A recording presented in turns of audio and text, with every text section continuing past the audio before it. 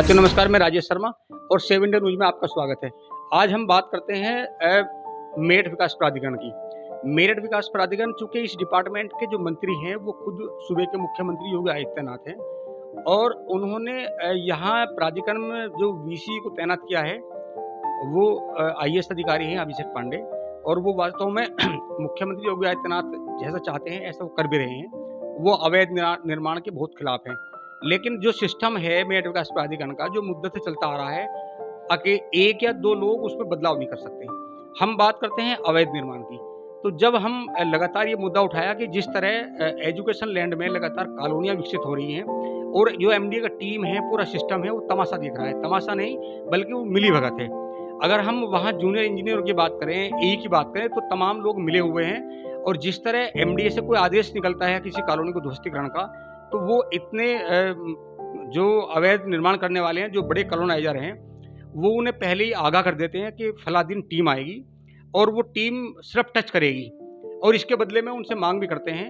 जब जिटोली गांव के सामने मेरठ बाईपास पर एक Shri Ram institute of college है, जिस तरह कॉलेज को तोड़कर कॉलेज की बिल्डिंग को जमींदोज करके वहाँ अवैध कॉलोनी बना दी गई, पूरी कॉलोनी विकसित कर दी गई लगभग 35,000 वर्ग गज में, और एमडी की टीम ने सिर्फ वहाँ फॉर्मेलिटी की, उसके बाद चले गई। ऐसे ही मेरठ, जब हम प्रतापपुर बाईपास की बात करते हैं, तो ज्ञान भारती ग्रुप ऑफ इंस्टीट्यूशन है, वो लगभग 64,000 वर्ग गज में बना हुआ था, और वहाँ भी इस तरह बिल्डिंग को जमींदोज किया जा रहा है।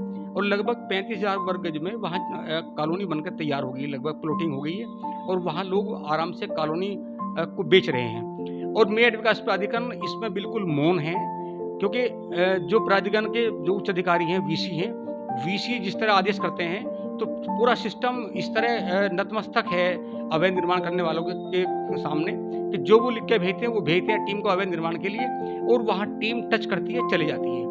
और लगातार अवैध निर्माण होने के बाद तो मानो जो कॉलोनी विकसित कर रहे हैं उन्हें पूरा लाइसेंस मिल जाता है, फिर वो बेधड़ल्ले से जो है पूरी कॉलोनी को बेचते हैं, लगातार निर्माण करते हैं। जब हम प्राधिकरण के उसकी बात करें, जो उनका रिकॉर्ड है, तो रिकॉर्ड में ये बताया गया वीसी की ओर से प्रेस कॉन्फ्रेंस में कि 400 अवैध कॉलोनियाँ हैं जिन्हें ध्वस्त किया गया। लेकिन मुझे लगता है कि उन 400 में से 398 भी ऐसी कॉलोनी नहीं होंगी जिनमें काम बंद हो गया हो।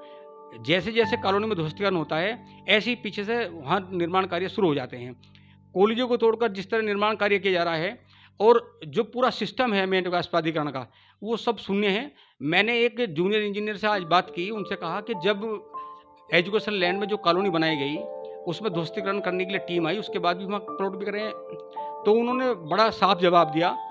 बोले, हम लोग कॉलोनी ध्वस्त करने आते हैं, हम लोग लिखापढ़ी कर सकते हैं, हम कॉलोनी को ध्वस्त नहीं कर सकते, ये हमारी मजबूरी है, ऐसा कोई कानून नहीं है। तो मतलब ये माना जाए, अगर बकुल जय हम बात करें, तो ये माना जाए कि अगर एमडीए की ओर से कोई भी आदेश होगा कि कॉलोनी अवैध है, उसका ध्वस्तीकरण होगा, तो एमडीए सिर्फ वहाँ आएगा, ध्वस्तीकरण के नाम पे टच करेगा, 1-2 दीवार तोड़ेंगे, 10-20 कुछ सड़क तोड़ेंगे, उसके बाद चले जाएंगे, और फिर मान लिया जाए कि पूरी उस कॉलोनाइजर को पूरा लाइसेंस मिल गया उस कॉलोनी को बेचने का। वहाँ धड़ाके से फिर जो कॉलोनी विकसित हो रही है। शहर में जिस तरह मुख्यमंत्री के आदेश की अवहेलना मेरठ विकास प्राधिकरण का सिस्टम कर रहा है, ये देखने को बनता है।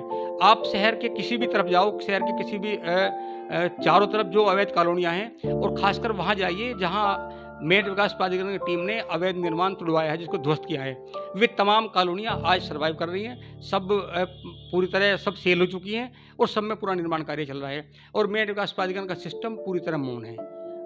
जब हम मुख्यमंत्री दरबार में रिपोर्ट की बात करते हैं, तो जितनी भी शिकायतें आती हैं, कोई शिकायत करता है, कोई एक्टिविस्ट, तो उसे कहा जाता है कि इस कॉलोनी का ध्वस्तीकरण हो चुका। लेकिन जब धरातल की बात करते हैं, तो वो कॉलोनी बनकर तैयार हो जाती है। ये खेल पूरे मेरठ विकास प्राधिकरण का है। पूरा सिस्टम इस समय पैसे वाले लोगों के सामने नतमस्तक है। जब कोई गरीब आदमी 50 या 60 गज का मकान बनाता है, तो उसे इतना प्रताड़ित एमडी की टीम द्वारा किया जाता है कि उसका काम बंद कर दिया जाता है। और जब बड़े लोग अवैध निर्माण करते हैं, तो सिर्फ ये बुलडोजर का डर दिखाया जाता है, एक बार टच किया जाता है, और फिर उसके बाद में आराम से बैठ जाते हैं। इसीलिए आज पूरा शहर अवैध निर्माण की चपेट में है। आने वाला दौर होगा, फिर ये सब मूवमेंट चलते रहेंगे कि यहाँ अवैध कॉलोनी बनी, ये एजुकेशन लैंड थी, ये लैंड थी। और एजुकेशन लैंड में जिस तरह अवैध कॉलोनियों का पूरा अंबार शहर में लगा हुआ है, ये देखने को बनता है। आप लगातार देखते रहिए 7 इंडिया न्यूज़। नमस्कार।